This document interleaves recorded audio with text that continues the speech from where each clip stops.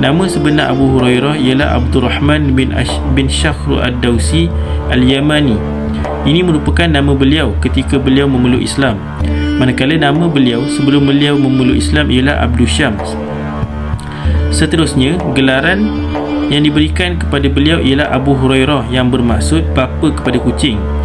Gelaran ini diberikan oleh Rasulullah SAW disebabkan sifat peribadi Abu Hurairah yang cinta akan kucing, dan beliau sangat menyayangi kucing.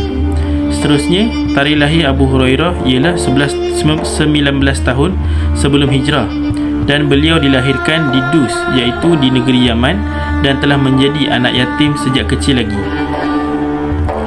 Beliau pula merupakan keturunan dari kabilah Al-Dusi dari Yaman, dan beliau juga telah wafat pada tahun 59 Hijrah ketika beliau berusia 78 tahun. Masuk kepada sifat peribadi Abu Hurairah dan akhlak beliau yang perlu kita teladani. Yang pertama ialah sifat yang taat kepada suruhan Allah dan juga Rasul. Abu Hurairah berasal daripada keluarga yang miskin dan tidak mempunyai makanan. Namun beliau tidak pernah untuk meminta-minta daripada orang lain. Tetapi setelah pembukaan Empayar Islam, beliau hidup semakin senang, namun beliau tidak pernah berhenti untuk terus beribadat dan juga menuntut ilmu. Beliau juga pernah ditugaskan oleh Rasulullah untuk menjaga harta zakat, dan beliau menjaganya dengan penuh amanah. Sifat yang kedua ialah sifat cinta akan ilmu pengetahuan.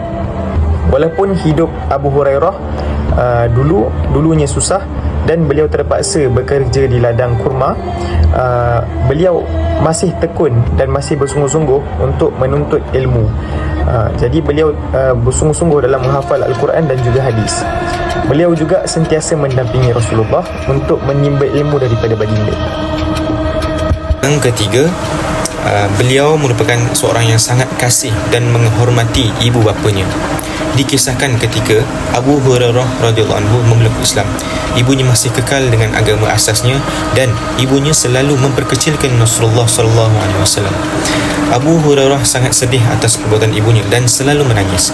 Tetapi beliau sama sekali tidak menderhakai kepada ibunya. Malah beliau menemui Rasulullah sallallahu alaihi wasallam lalu meminta agar mendoakan ibunya mendapat hidayah dari Allah Azza wa Jalla. Beliau berkata kepada Rasulullah, "Ya Rasulullah sallallahu alaihi wasallam, mohonkan kepada Allah agar dia memberikan hidayah kepada ibuku," kata Hurairah kepada baginda.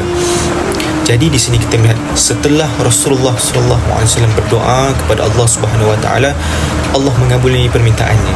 Abu Hurairah pulang ke rumah lalu bertemu dengan ibunya, dan alangkah gembiranya Abu Hurairah kerana apa? Kerana ibunya telah memeluk Islam.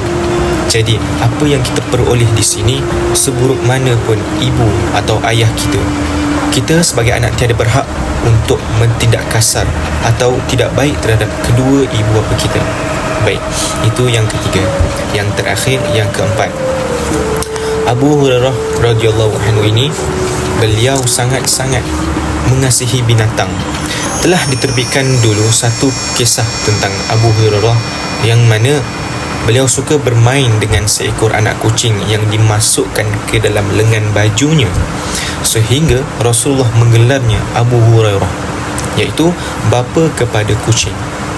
Jadi beliau memelihara kucing tersebut di atas sepohon pokok pada waktu malam dan membawa keluar bersama dengan beliau pada waktu siang. Perkara ini tersemat dalam jiwa Abu Hurairah kerana beliau pernah mendengar dalam satu riwayat hadis Rasulullah SAW mengenai seorang wanita yang dimasukkan ke dalam neraka. Kerana apa? Kerana telah mengurung seekor kucing sehingga kucing itu mati kelaparan. Jadi di sini dapatlah kita simpulkan bahawa keempat-empat nilai dari Abu Hurairah radhiyallahu anhu wajarlah untuk kita teladani bersama untuk menjadikan kita sebagai suatu model insan yang cemerlang pada masa akan datang. Abu Hurairah memperolehi banyak faktor kejayaan di dalam hidup. Antaranya yang pertama adalah berkat doa Rasulullah SAW supaya beliau mudah menghafaz hadis. Kedua, beliau rajin menghadiri majlis-majlis ilmu bersama para sahabat. Dan yang ketiga, ketekunan beliau menyebarkan hadis yang diriwayatkan kepada orang ramai. Sehingga hari ini kita dapat lihat betapa banyaknya hadis yang diriwayatkan oleh Abu Hurairah, sahabat Nabi. Antara satu hadis yang masyhur di sini adalah berkaitan dengan bersyukur dan bersabar daripada Abu Hurairah radhiyallahu anhu, daripada Rasulullah sallallahu alaihi wasallam bersabda, apabila seseorang daripada kamu melihat kepada seseorang yang diberikan kelebihan pada harta dan fizikal, maka hendaklah dia melihat kepada seseorang yang lebih rendah atau kurang daripadanya. Hadis riwayat Al-Bukhari.